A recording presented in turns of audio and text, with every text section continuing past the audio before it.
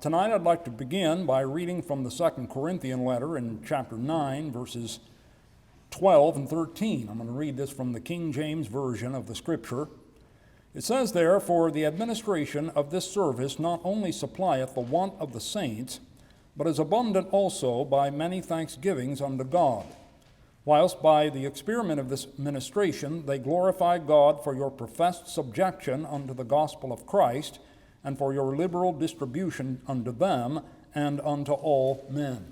Tonight, what we're going to look at is translating 2 Corinthians chapter 9, verses 12 and 13. And we're going to be looking here at the matter of what is involved in translation. Now, this is not going to be technical. I'm not going to give you a whole lot of grammar and that kind of thing, which is naturally bound up in the matter of translation.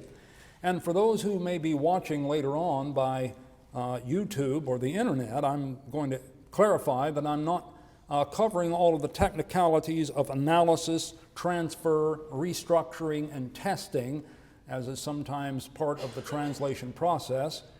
Instead, this is just a simple exercise to, first of all, just demonstrate the fact that what we have in our Bibles is a true translation of what God inspired the writers to write.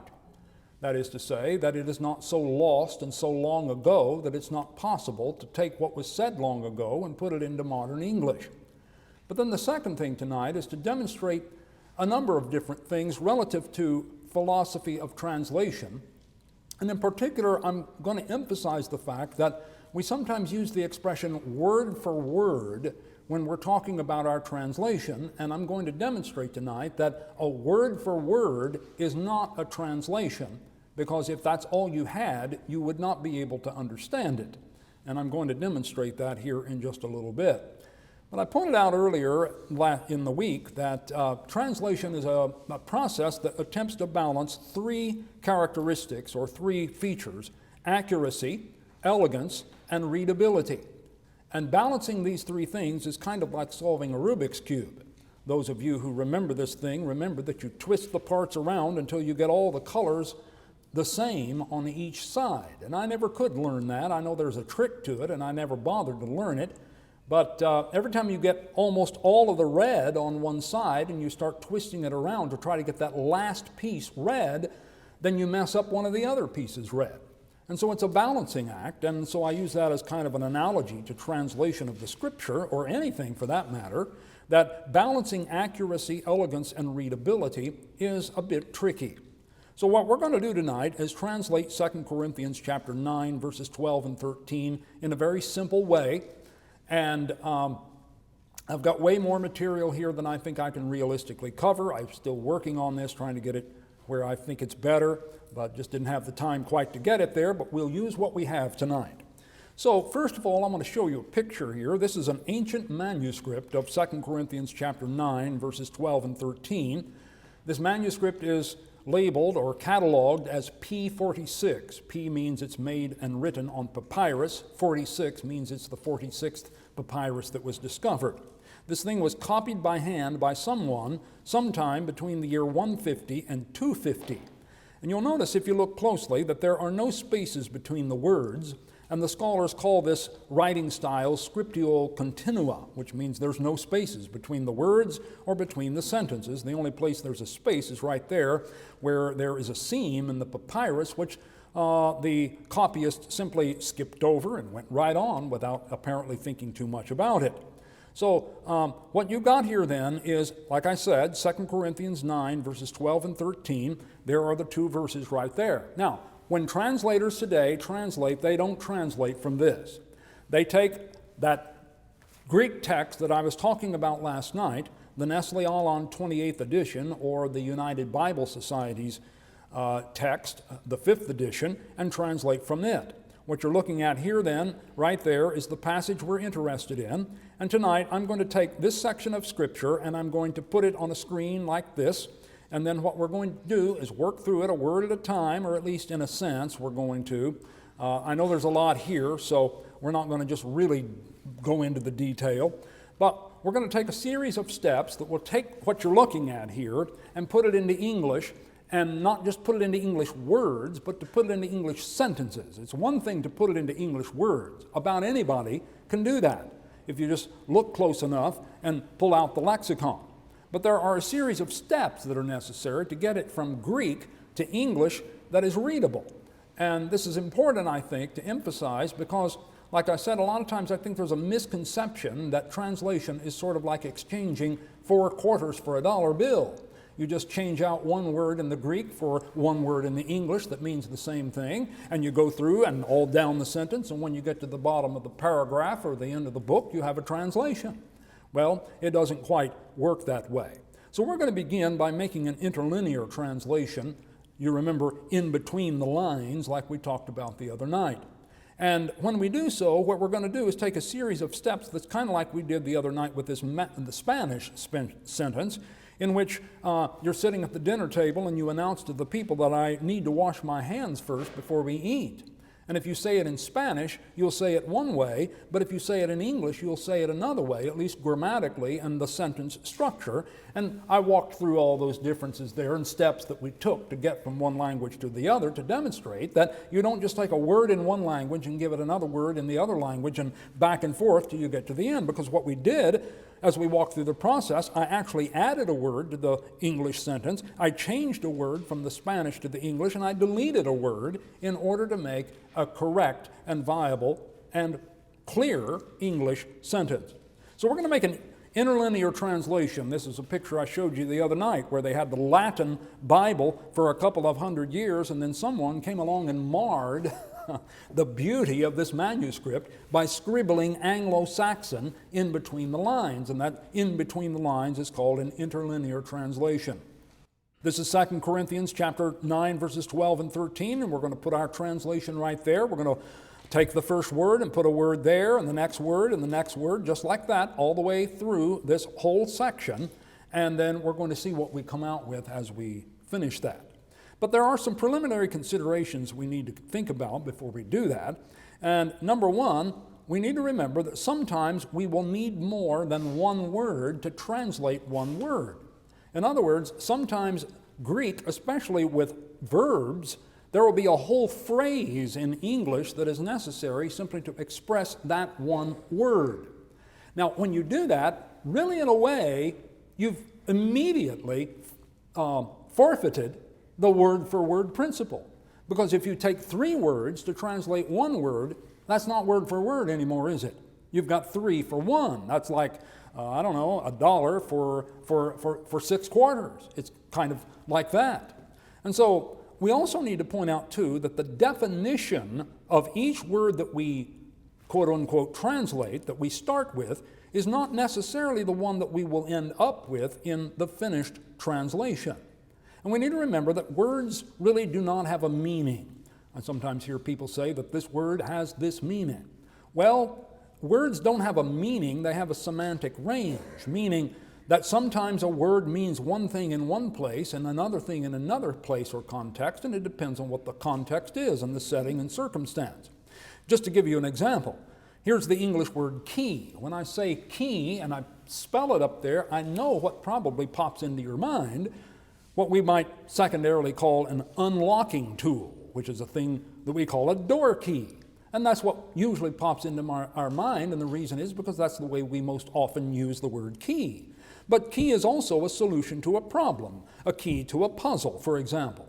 Or a key can be a main or primary thing, such as the key idea, or a key can be a musical pitch, like that song is in the key of C, or even an offshore island like the Florida Keys.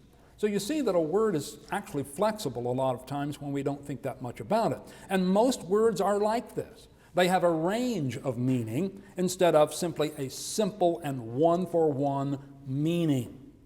So as we go through our text and look at the various words here, we're going to pick a definition from the lexicon, but we may need to alter that later as we work through the translation.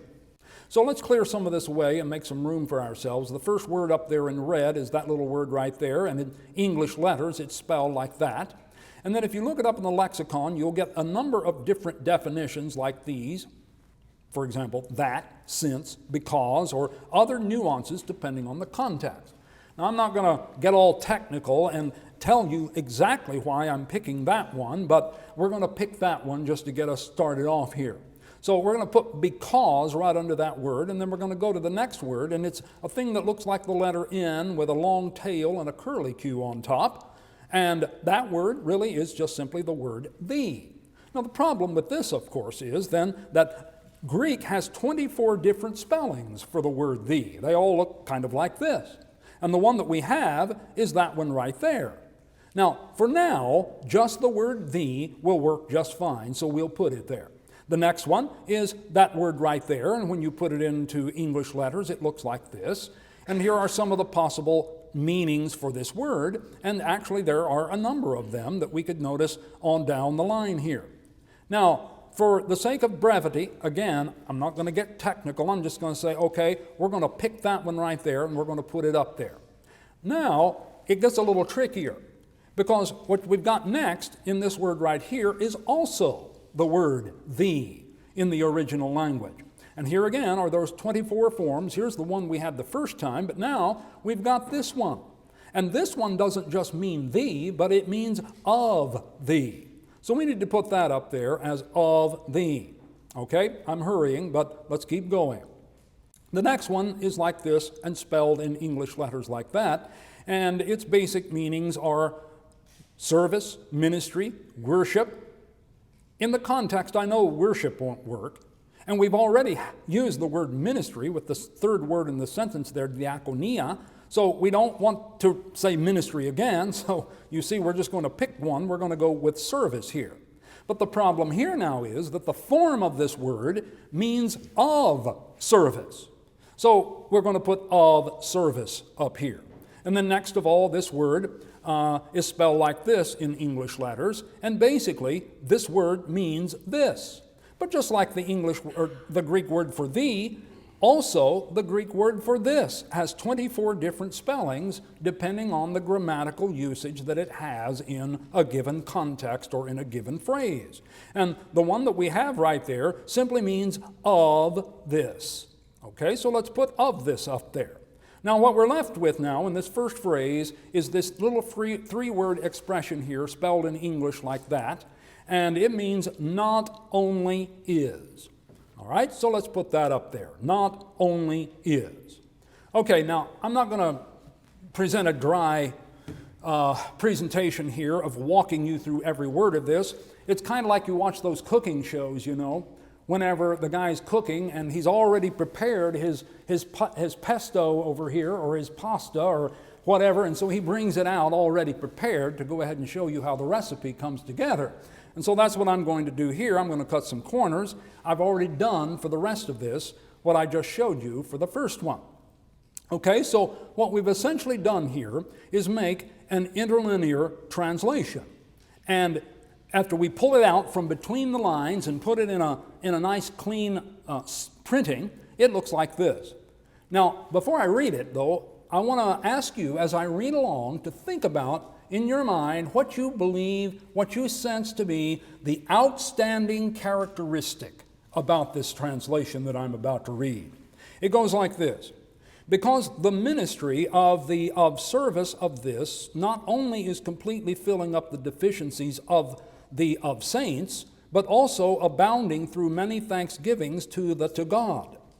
Through the proof of the service of this, glorifying the God at the subjection by the confession of you unto the gospel of Christ, and to liberality of sharing to them and to all. Now, the particular outstanding characteristic that I think you picked up on is the fact that this is almost completely gibberish. It doesn't say anything. Now, this is a word-for-word translation. I've given you here a translation in which I've taken every single word in the Greek text and I have given it a corresponding English word in the interlinear. And the result is an unreadable thing. Imagine reading through the whole entire book of Leviticus like this. People get bored in Leviticus even when it's in plain old American English. Imagine reading through Leviticus like this. What's the problem here? Well, the problem here is that we have English words, but we do not have English sentences. And the reason is because all we've done is translate meaning of words. And we've kept Greek's syntax. It's arrangement of words and certain grammatical forms reflected in our English words, and it comes out with English words that are not English sentences. So there are three interrelated problems here that we have to work on. Number one, the word order is all out of kilter. Just like Spanish, a lot of times the word order is in different order. And it's not that it's wrong that way, it's just that's the way that the Greeks or the Spanish, the Mexicans or whoever, that's the way that they express it. Number two, grammatical form. That's why we've got too many of the word of in this paragraph, is because we've honored grammatical form. And then finally, word choice, meaning we selected meanings from the lexicon that may need to be altered and changed as we go along. So let me put the continuum back up here that we had the other night. If we were to take our translation that we just made of these two verses and put them on the continuum, it goes all the way down there to the left under that word-for-word category. And I told you the other night that if it's a word-for-word translation, it's basically useless. It's useless, as I just demonstrated from what I just read. So what we have to do is work with it. So a true word-for-word translation does not communicate. In fact, a translation that is word for word is not a translation at all. Hence, some changes must be made. Okay, so we go to step two. Now that we've made our interlinear translation, what we're going to do is we're going to work with those words and keeping in mind the way that Greek works. Now, I know we probably haven't studied Greek, so I'm going to kind of keep that going in the background. But I want to just demonstrate a few things along the way about how what we're going to do here is first keep most of the grammatical categories. In other words, if it's a noun in Greek, we'll keep it a noun in English. If it's a verb in Greek, we'll keep it a verb in English, etc. And what we'll do in rearranging things a little is it'll start to make a little more sense, but it still won't be really good English. But anyway, we're also going to alter some of the word order to make it more English. And moreover, just like we did with the Spanish sentence about washing our hands, we're going to add some words and we're going to delete some words. That doesn't mean we're deleting the Word of God or that we're taking away from the Word of God. What we're doing is we're using the words that were expressed in Greek, understanding the way they are used in Greek, and then putting it in the same way in English so that English will communicate. And the result is what? It will be this, that our translation will move into the formal equivalence area of the continuum that I just showed you. In other words, we start out way down here, and we're going to move out of that area, and we're going to go to the right just a ways over into formal equivalence. So here is our sentence again. And we want to look at this first part here and begin with that. And as we do, we're going to actually start over here in the middle with this word right here that we translated of this. Now you look on the end of there is a thing that kind of looks like an S, and there's one right there too. That means those two words go together. And when you have this in English modifying a word, it is absolutely necessary that that word goes first and not second, as it does here in Greek. So we've got to move this over to a different place in the sentence. And when we do that, we've got to delete the word the. That doesn't mean we're ignoring it. It just means that to make an English sentence that makes sense, we have to get rid of it because it's still being taken into account, even though it's not being overtly and directly expressed in a specific word the. So we remove the word the, we're ignoring it there, and then we put the word this over here and take it out over there. Now, the problem that we've got now is because of Greek grammar, we've got too many ofs here. And so what we're going to do is we're going to eliminate two of those ofs and keep one of them because that's all that English needs.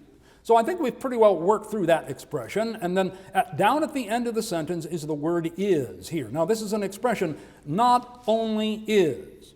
And again, without getting too technical, English usage prefers that is be over here first. Is not only. We've rearranged the order here.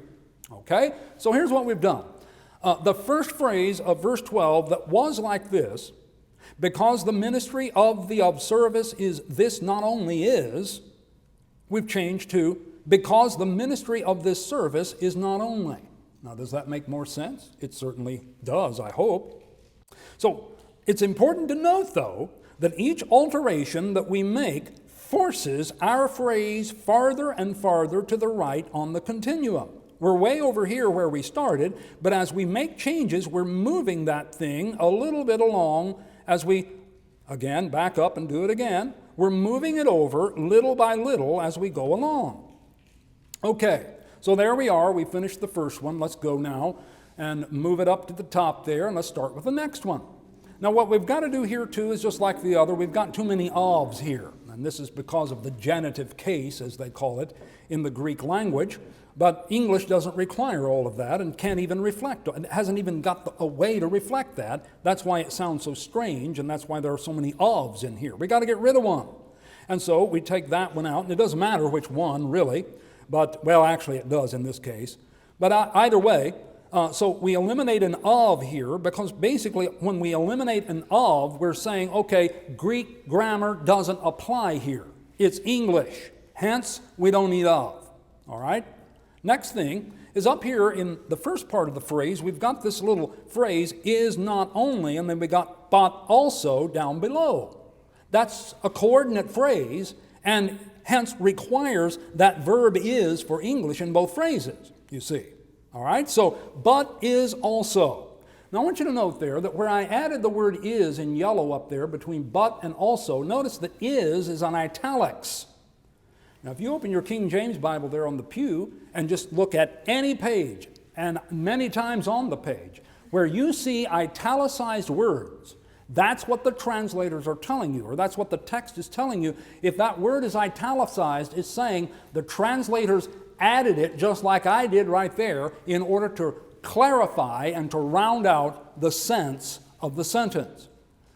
And every time, most of the time, it's perfectly legitimate. Okay, so let's take that whole thing there now and just put it back up here at the top, and let's keep going. Also, now we have this phrase, and this one's not too bad, although it needs a little more work than I'm going to give to it for now, but this is the part that's the problem. To thee, to God. Okay, first of all, we're not going to say in English, the God. We don't put the article, the or the, in front of God, but Greek does, and it does it a lot. It's because of that little word right there. And remember, I told you that the is spelled 24 different ways in Greek and means 24 different things. Slightly different. We had that one first, then we had this one, and now we've got that one. And this one means to thee, to the God. So, up here in our sentence, that's why we put the words to the. But we don't use the in English before God, and we don't need two thes, you see. So I've kind of halfway deleted that one word up there because we got rid of the word the, but now we're going to get rid of the word to as well because that little curly Q under there and that one over there both mean to. All right, so we can't use them both, so we're going to get rid of that. And then right at the very end of the sentence then, we're going to put, we have this little punctuation mark here, which is essentially a semicolon.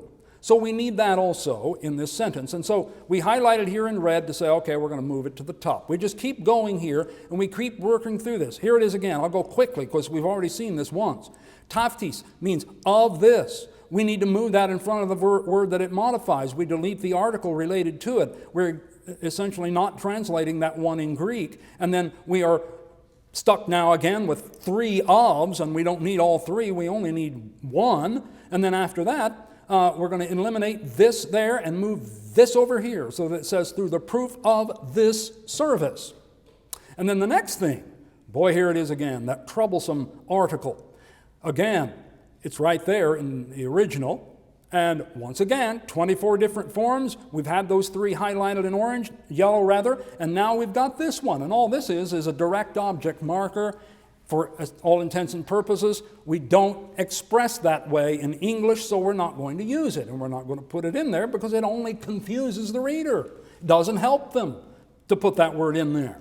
And then right here is this funny little ending on this word right here that we've translated as glorifying.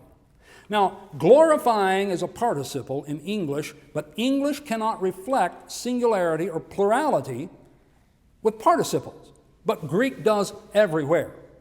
In this case, those letters that look like O, V, T, E, S, that's a plural participle. So we need, in order to understand this sentence in English, we've got to come up with a way of pluralizing that thing so that we can understand what the sentence is saying.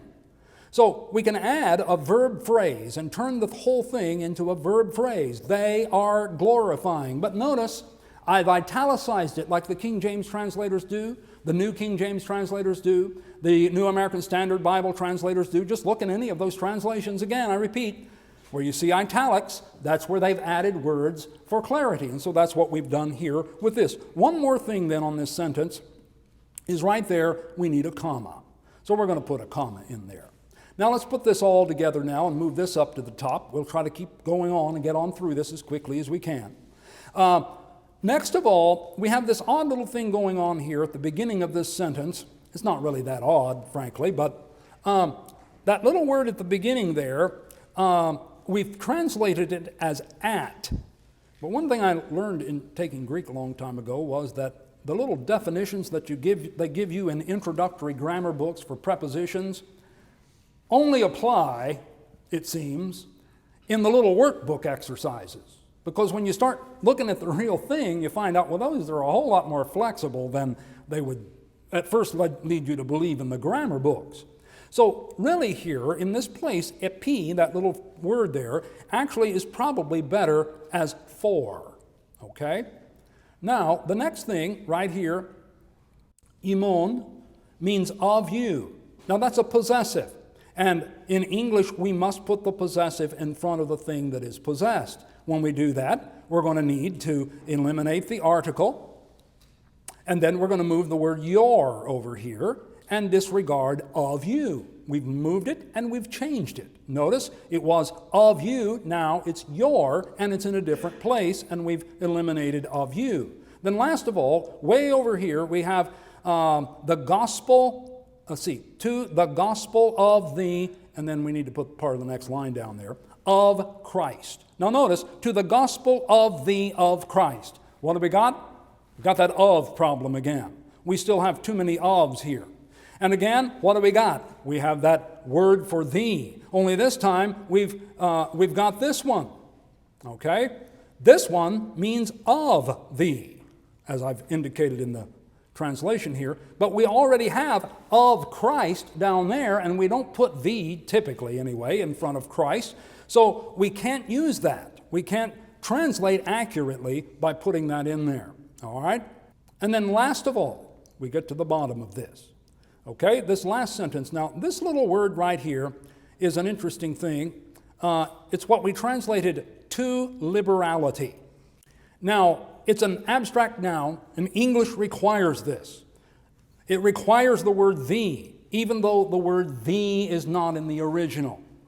To the Greek mind, it was simply an understood principle. It was understood. In English, it must be expressed. So again, italicized, I've added the word thee. All right? Now, when I add the word thee, I can go on and consider some other things here. And that is that, if you'll notice, way up here at the top, where earlier I translated epi as for, down here, that little I-looking thing on the end of that word in the yellow box there indicates that it could also be for. It could be for or to. When I first translated it, I used the word to down there. But now, actually, I've decided, after looking at this closely and thinking about the implications of the language and what it's saying and the drift of the thought and the idea, that for is actually the better and is actually in parallel to the other for up there above, as we'll see here in just a moment. Now look at there. We got those ofs again. We can't use them all. We have to eliminate one. And then one more thing on this last phrase down at the bottom here are these two little words right here that we've translated to.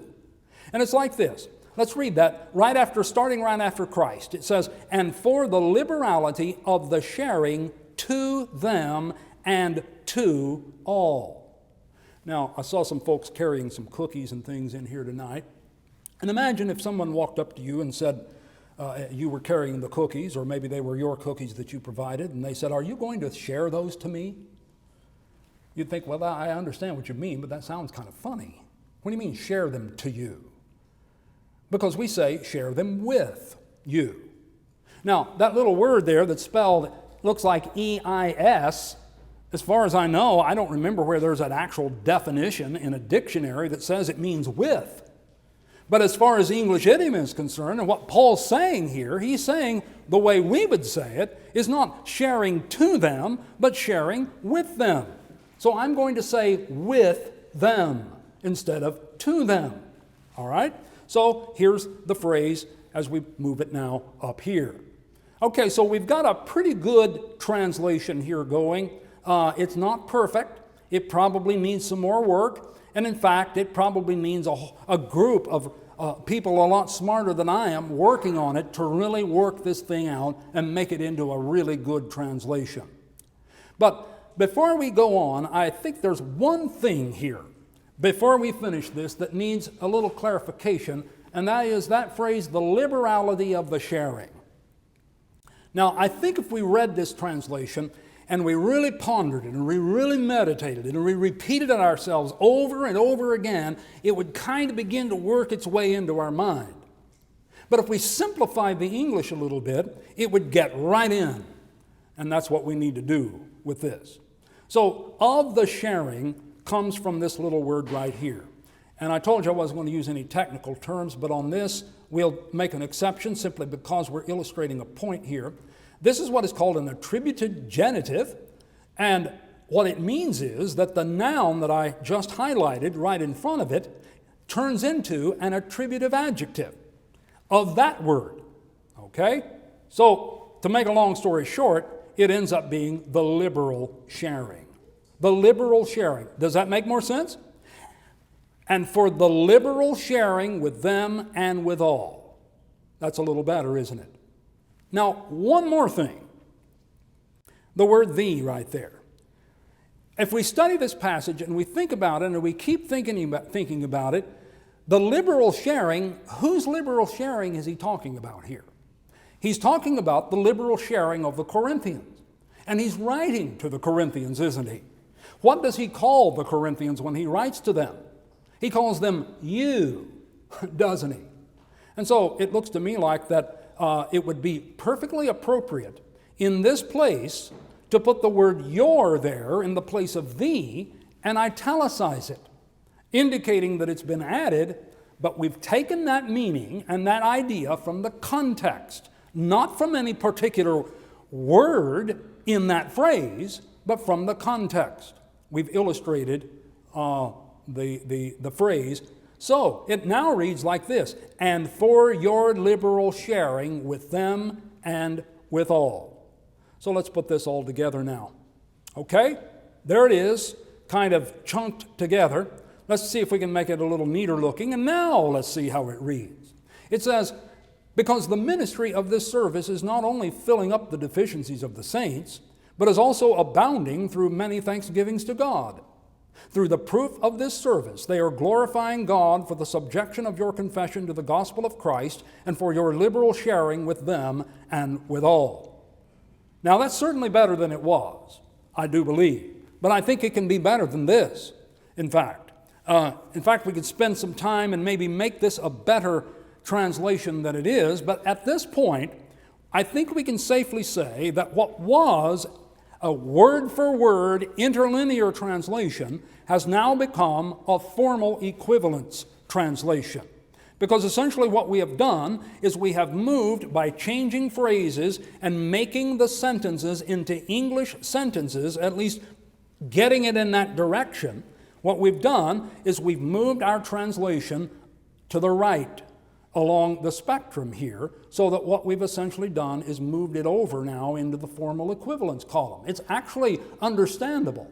It could be better, but it's usable if that's all we had.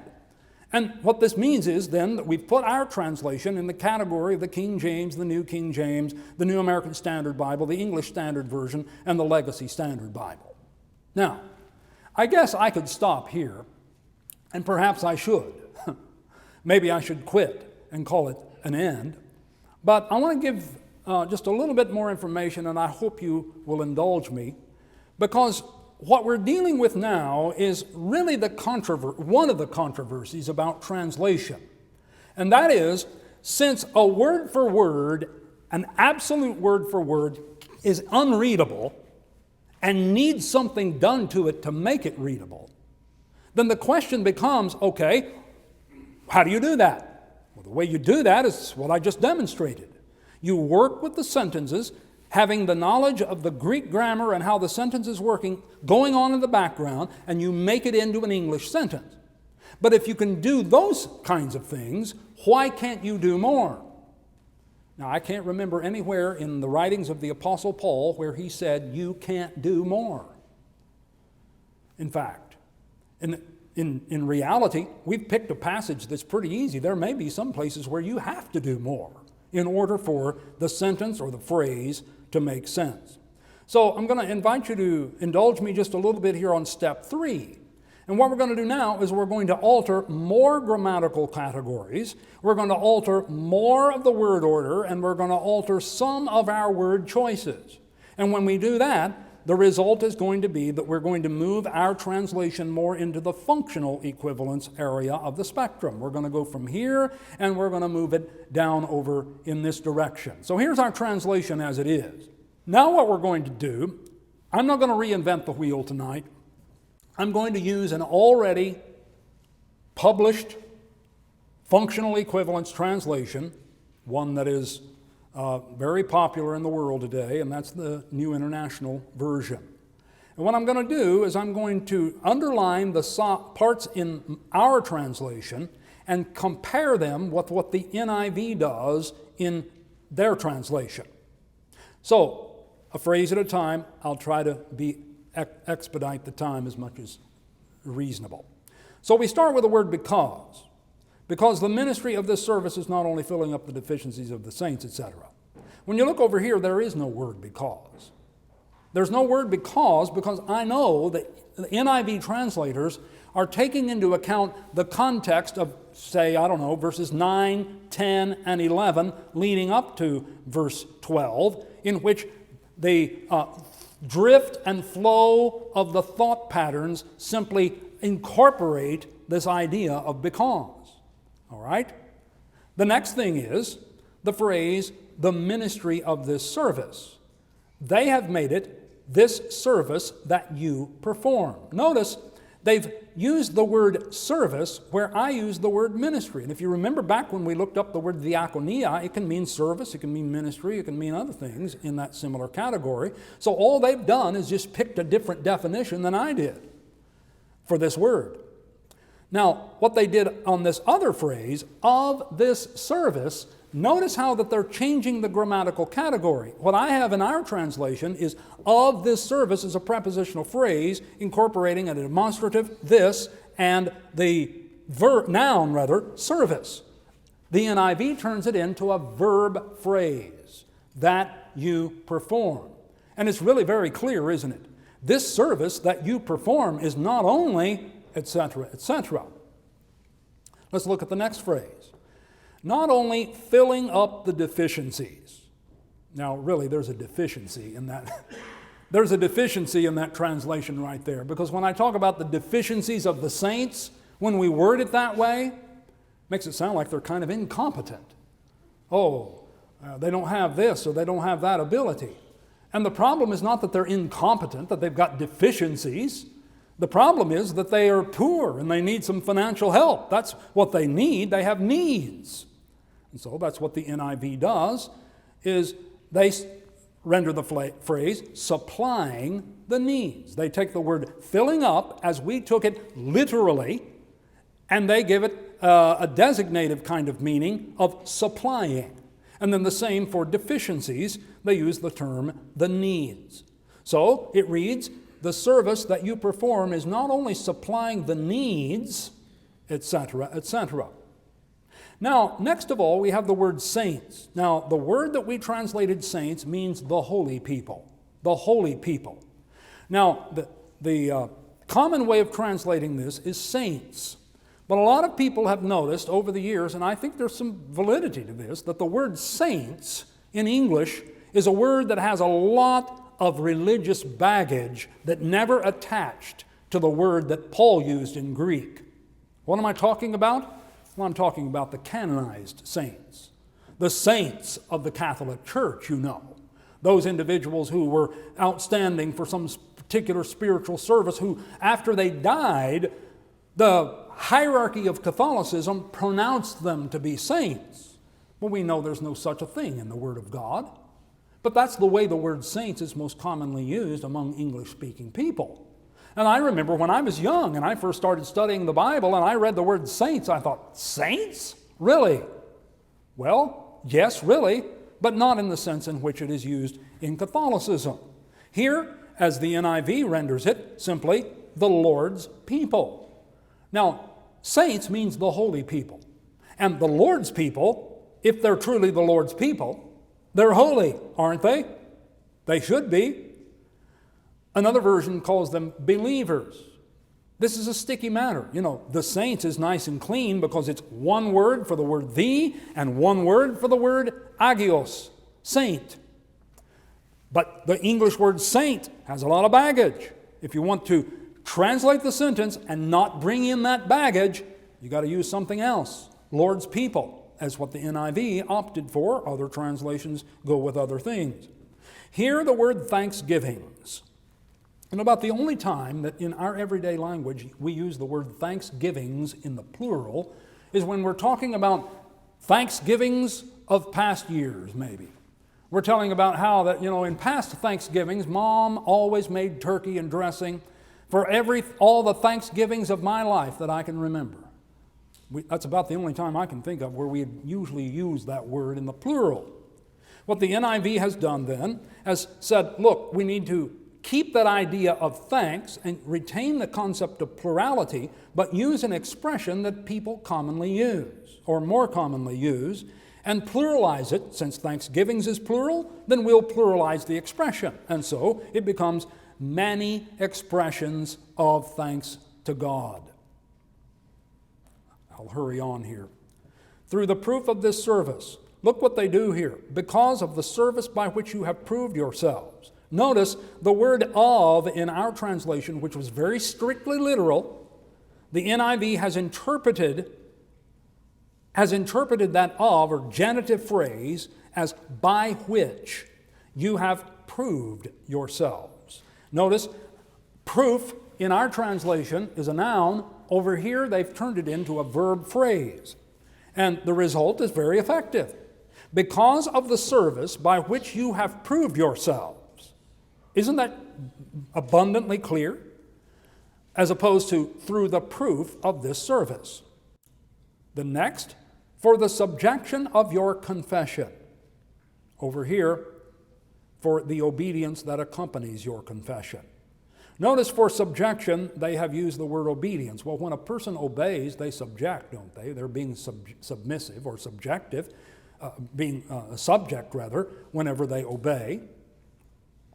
Over here, the word of, they have interpreted, and the genitive expression in Greek, of, like I've used here, the genitive case in Greek is one of the most rich grammatical forms in meaning, and that's why these translations take the liberty with these that they do, as is done here.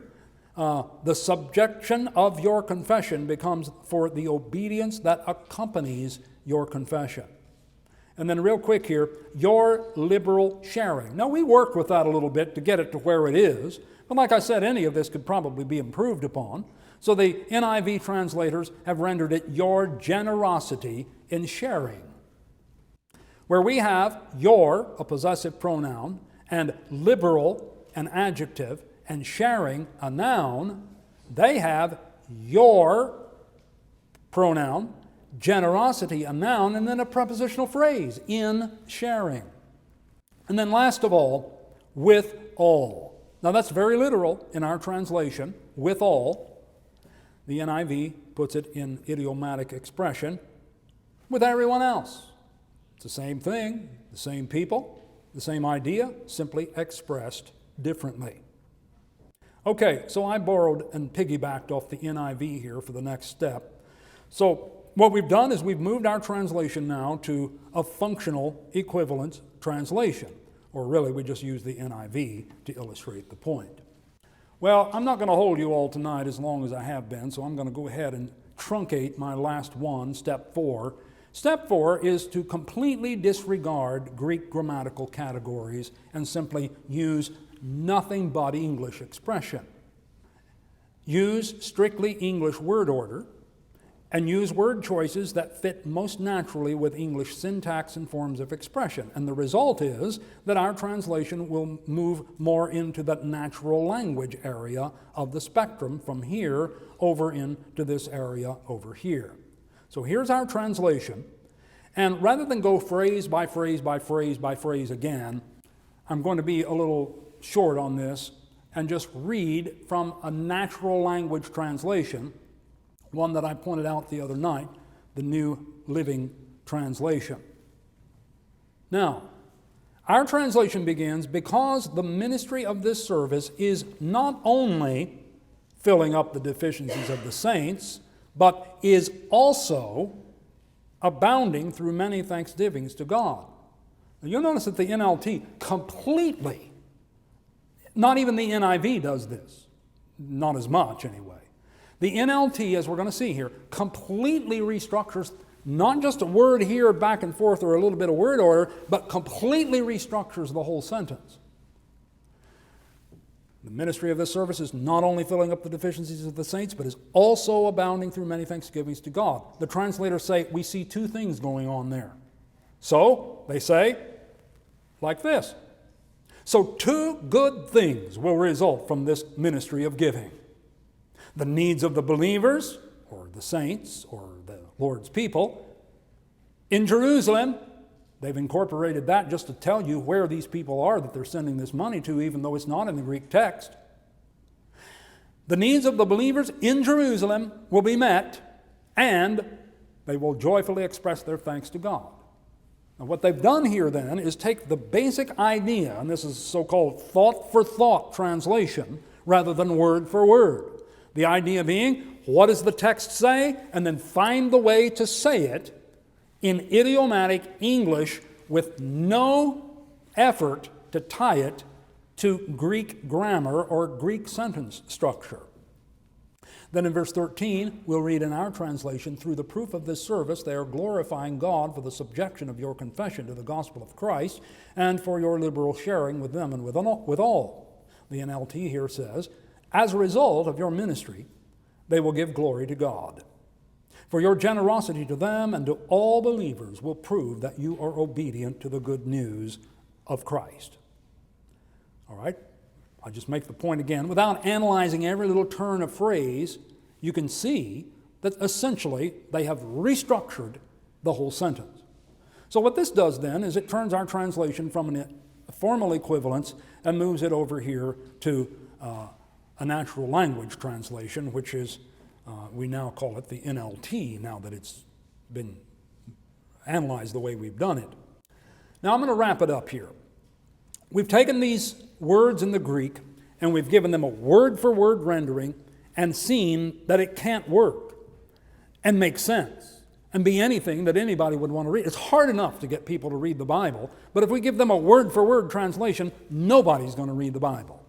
And even those who try are probably going to misunderstand some of it simply because a word for word cannot be understood. We moved it to formal equivalence. We've shown how that some translators now move it into functional equivalence and some way over into natural language. Now, here's the problem.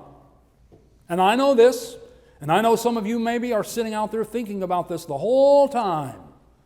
And that is it not the case that the farther you go down from that end of the spectrum this way, are you not incorporating more interpretation into the translation process? And the answer is absolutely. And there's not a translator alive that doesn't know that.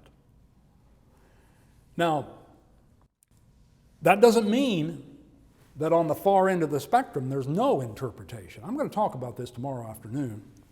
Doesn't mean on the far end down there is no interpretation, because you just saw what I did. In order to get it out of the very far end of the word for word, I had to interpret a little bit, didn't I?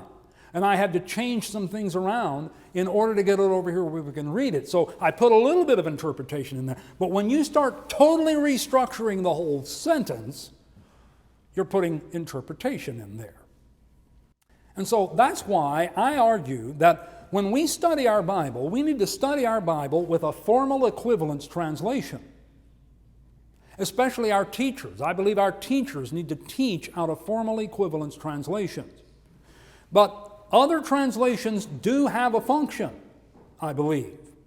Some of them are other formal equivalence translations. If you have a primary formal equivalence, you may incorporate others to help shed light on the other one that you are using. But from time to time, we would pull in a functional equivalence, and a lot of times those are simply good for just reading.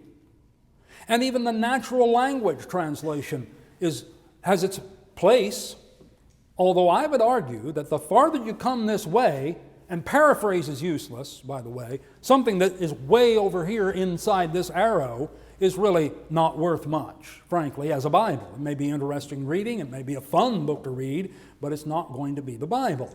So the farther we come this way, however, not without going all the way to paraphrase, but the farther we come this way, the more the book takes on the characteristic of a commentary.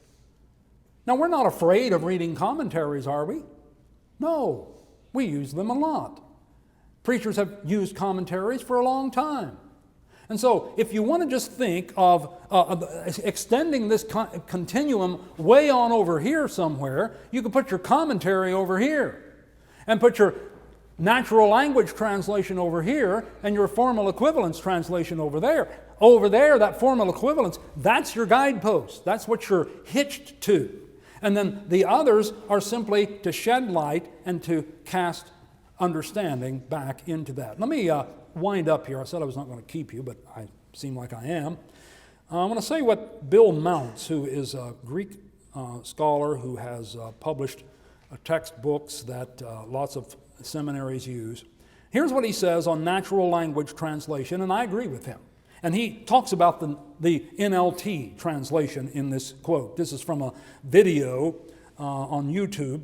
He says, the natural language approach to translation tries to do a translation so that the text hits the reader in the same way that the original reader heard it.